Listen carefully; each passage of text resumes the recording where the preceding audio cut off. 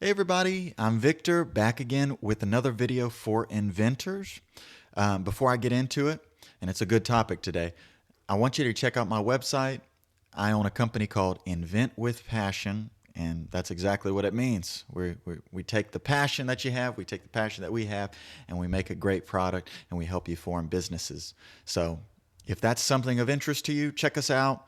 And conversation is free, so no need to worry there. So, the topic of today is regarding prototyping. I have to build a significant number of prototypes for inventors. And the reason for that is because you want to look sharp anytime you're presenting the product, whether it be to your customers or to an investor, potential partner, whoever it might be. Having a solid pitch, having a solid representation of your product is going to carry you a lot farther than just if you had a concept on paper. It's not impossible to get a deal or find success with a hand-drawn sketch, but it's so freakishly smaller that I wouldn't want you to go that route, spinning your wheels and not getting the traction you want. Even if the product's great, even the concept's great, it can still fall short of what you want because it's not refined enough for people to see your vision properly. Remember, you have a solid vision of this product. That doesn't mean other people are going to be able to understand that vision just based on a sketch. So a prototype is going to unlock a lot of the mystery behind, okay, how much potential is there for this product? What's the secret sauce to the product? Why should this product exist? That's going to be evident once you have a presentation and a nice pitch to go along with it. So I wanted to get into a topic which I don't see it talked about as much, but I just wanted to get into it, which is tips on how to make prototypes, techniques to utilize to make really nice prototypes, especially if you're on a budget. Now, I have a couple different example products here. This is just a simple spice holder. There's little clips and everything that go along with it. They can snap into place. We made a size that was like a one size fits all, but this was made with 3D printing, which is not it's not really new anymore. It's been around for over 20 years. That's a technique that really anybody can utilize by getting their own software, some type of CAD software, 3D software, and just getting a basic printer. It can be a couple $100s to get a printer. Now, the cheaper they are, I found them to be more maintenance heavy. You got to maintenance them more often. So I typically buy more expensive printers just because I really don't want to have to worry about the headache of repairing and maintenance and that becoming a big time sink in having that piece of equipment. But if you're strapped for cash, getting a $300 printer is not a bad idea at all. But 3D printed parts are a great way of getting your product in physical form. Obviously, I put some, we put some strips and stuff on the back to adhere it to any wall wherever you want to put it. But this is just one example of many 3D prints that we've made, and I figured I'd just show it. This is a good example of a product that you can make with simple 3D printing. Now, you can use 3D printing for molds as well. I get into products that require silicone or rubber or foam, and you can't really print those. There are silicone type materials you can print. There are kind of flexible materials. I mean, there's different types of 3D printing, so the materials kind of range, but there are times where I want a silicone part, something that has some flex, some durability. If it has to be out in the sun, I want it to be made of a certain material that's resistant to UV. Maybe even, silicone's waterproof, but if it has to be in an environment that's wet or humid, sometimes a silicone part or a gasket can be just what you need to keep it protected from the environment. So, just as an example, you can 3D print molds, and let's see.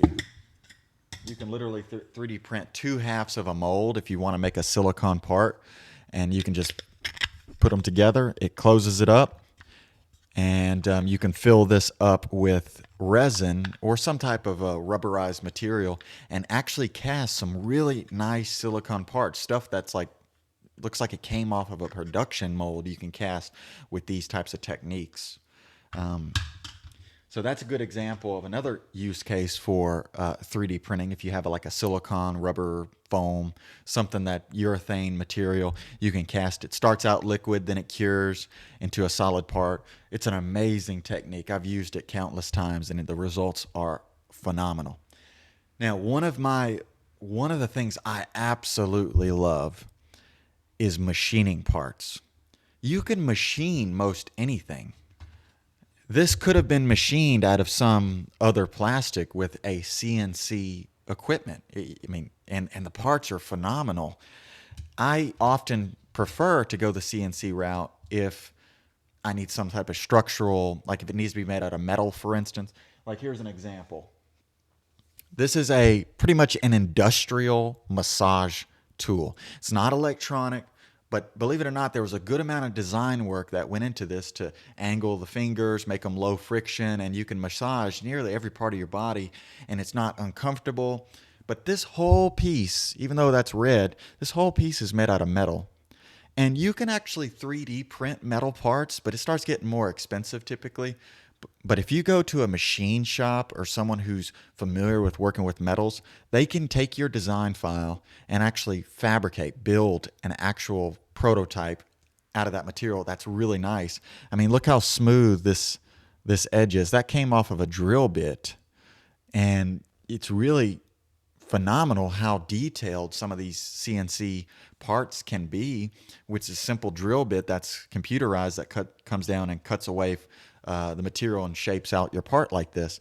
Now, these fingers here had to be removable because there are different shapes and such that that the customer uses to just dig deeper if they have a deep spot that they want to massage, or if they want to change the shape or make it to where it's not so pointed. Whatever the case may be, we made it adjustable so they can take these out and replace them with whatever shape they want. There's a series of different shapes available. But that's a good example of a machine part that does exactly what you want it to do. And as a side note, the reason this was invented is I'm a ping pong player. I mean, I know this is off topic, but I like to play table tennis, ping pong. And holding the paddle, there's a certain way you hold it. It's very comfortable, keeps you in control. And this was a combination of a ping pong. It was a concept taking the way you hold ping pong paddles and combining it with a massage tool, and it turned out to be a very ergonomic solution to massage tools. Now, there's a lot of massage tool products on the market, so the competition is a lot, so our marketing has to be, a lot better to get the sales we want, but it is certainly unique, and it's a combination of how you hold a ping pong racket plus a massage tool, bringing them together, making it, adjustable, things of that nature. It just makes it a fun product, and it's very helpful for people, especially if they have soreness, and this can really get rid of it. And it's totally metal. It's not too heavy, but you can tell it's metal when you hold it.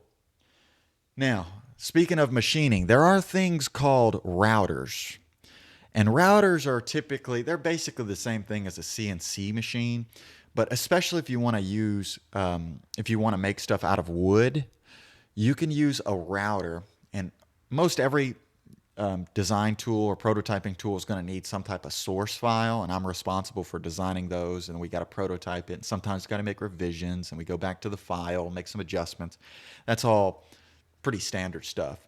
But you can put the file on a router, or this could even be made with the CNC as well, but a router was used to make this part. This is basically a back scratcher is what it is. It's kind of utilizing the same concept as that massage tool.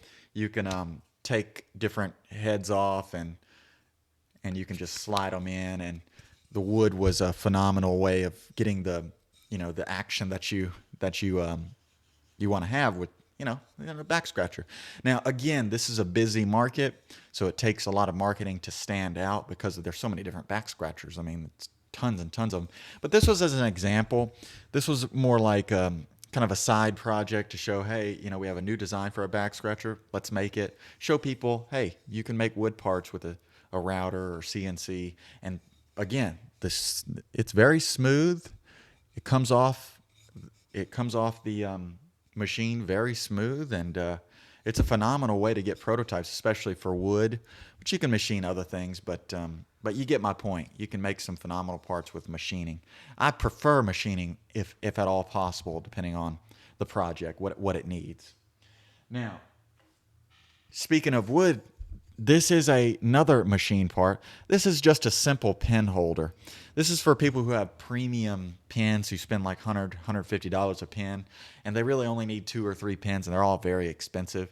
So the market for this is those types of people. They have very expensive, literally $100, $200, $300 pens, and they feel, hey, I want to have a place to put it that looks just as luxurious as the pen. And this was just a simple design we came up with that was made out of wood. This is made out of a type of rosewood, and it was made on a router as well. And you can get some pretty nice parts off of that. People are really liking this product. Now, other things. This was a project I worked on. You wouldn't know what it was if you just looked at this, but obviously it collapses halfway. This was for a collapsible gun range product, gun targeting, targeting systems. A lot of people that they have to have a truck or some type of big bed to be able to put the base and the wooden slats and everything, because they go out to the desert or wherever they go and do some target practice. And people who have standard sedans or small cars in general don't have the room to fit these large wood slats and just large stuff that comes along with assembling these targets. So this came to me from an inventor, and he's actually selling the product now, which is awesome. It's all it really is intended to do is make it collapsible, make that whole setup collapsible. So there's 2 wood slats, and you can elongate it, stand it up, and then you can do your target practice. And then when you're done, and obviously this is made out of metal, needs to be robust if it ever gets nicked or hit by a bullet. Now, depending on the gauge, anything can be destroyed, but we needed to make it robust, so we made it out of metal, and it turned out to be a really nice product. He's made some revisions to it as it goes with a lot of products these days, but this was the first version that he started selling, and he's still running that business, so it's going well for him. But this is another example of a machining operation here. You have to machine it, and it came out really nice. Now, the current version looks a lot better, but you can't argue that doesn't look. I mean, it looks pretty decent as a starting point for sure. Now, molds. Going back to molds, you can make really complicated geometry with molds.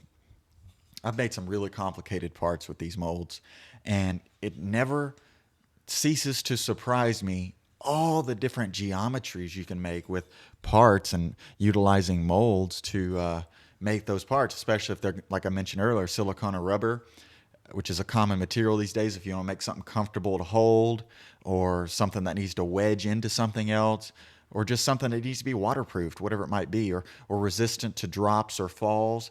That's when you start talking about rubber or silicone, something to absorb the impact. But again, 3D printed molds are phenomenal. Now, I want to show one more thing. Let's see if we can't find it here. This is an example of combining several things here. This here, and it goes with this container here. This is a rapid water cooling system. And we had to combine 3D printing with machining to get everything put together, and there's some electronics involved as well. But there's a metal plate on the bottom of this, and it contacts the metal plate here, and we've got a fan system in the bottom that extracts the heat from whatever's in here. It doesn't have to be water, but that was the intended use. But it's a rapid cooling device that it required a couple different prototyping techniques to utilize, but it came out really phenomenal. And it's just a rapid cooling system. It just sucks the heat out, and before you know it, you have cold water. You can drink it, refill it, and it's basically like a desktop refrigerator strictly for water. Now, the inventor's still working on trying to release that.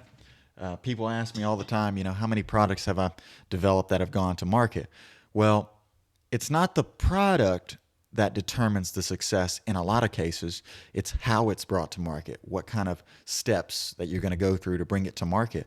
It's it's not just the product. You can have a phenomenal product and still fall short of your goals because it either wasn't marketed right, or maybe the profit margins aren't high enough to make it sustainable. There's a myriad of reasons why something could fall apart.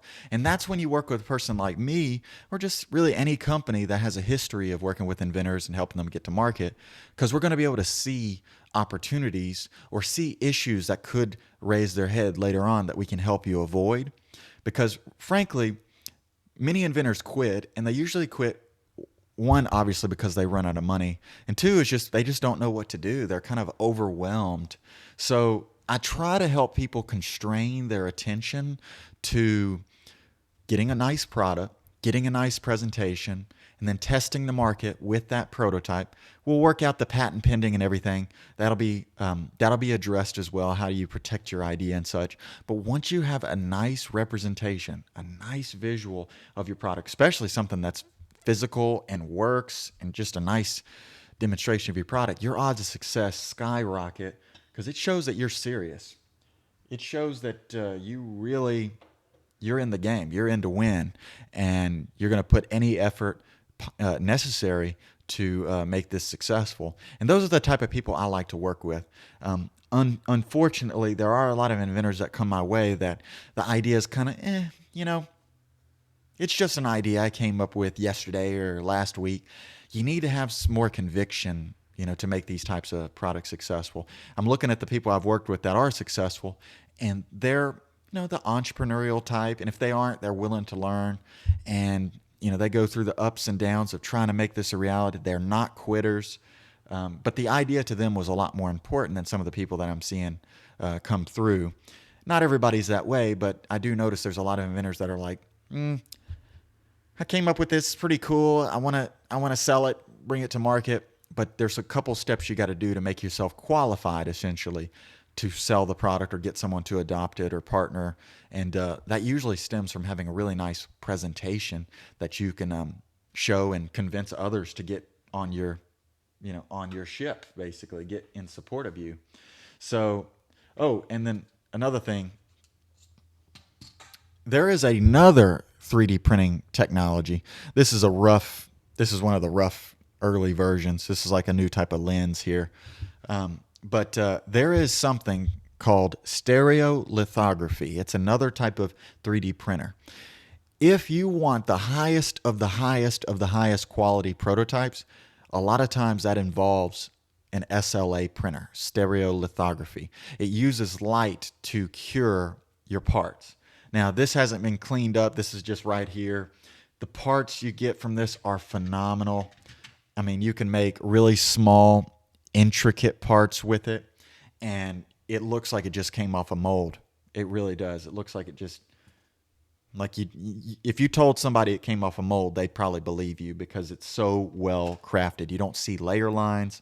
If you look closely on some of these molds here, if you look closely, now that's resin and such that I use to fill this, but if you look closely, you'll see some lines there. And those lines, when you mold something, will be visible on your finished part. But if you make molds using SLA, those parts will be virtually indistinguishable.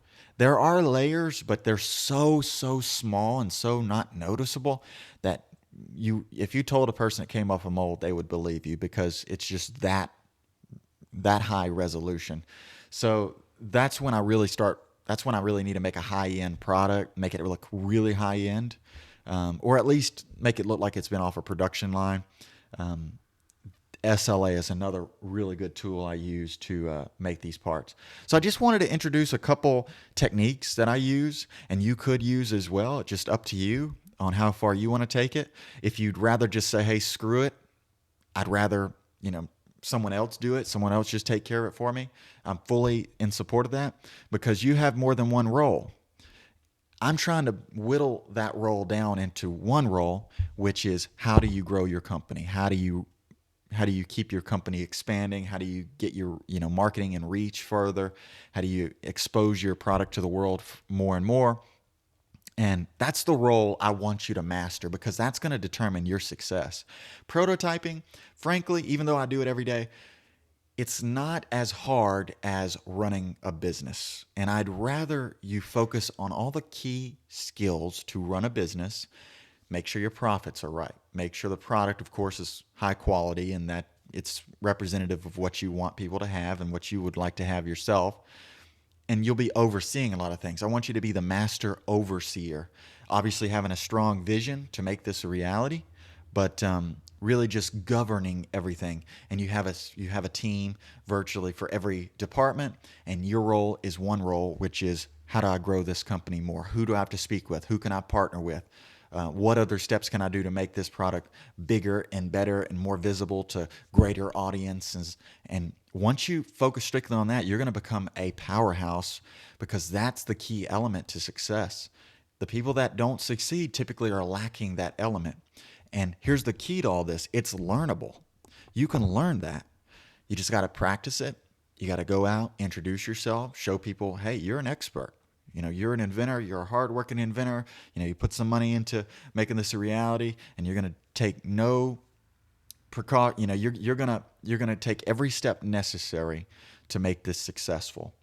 And with that, I wish you guys the very, very best. If you need a solid team helping you make a prototype, whether it be electronic, software, mechanical, if it's performance-based, if it's more involved, whatever it might be, check out inventwithpassion.com. It's inventwp actually.com, and we'll be happy to help you. And we're very affordable in the grand scheme of things. It's just a small crew, but we're very, very capable, and we make some extraordinary parts for people. And I want to keep that up and just keep creating the portfolio, keep showing people, hey, your vision, we can make it a reality. And with that, I hope you guys had an amazing Christmas. I did. I just got back from my family, and I'm returned back to work, and I'm ready to get things started. One thing I would like to mention as a last point is we only work with a couple people per month, because it's very important that we make sure that you receive the best quality services, the best quality work. And obviously, the more projects that need to be managed, typically the lower quality work comes out of it. So we're very, very careful to make sure not to overload the system. So if you want to get on board, you'll be one of a few that we'll be working with, and we'll take very good care of you. You'll be a big focus for us, and we'll help you all the way through. It's up to you on how far you want to go, obviously, but we're here for the long term, and we're here to help you succeed. And that starts in large part with having a nice representation of your product. So with that, wish you guys the very best, and we will be seeing each other very soon. Bye-bye.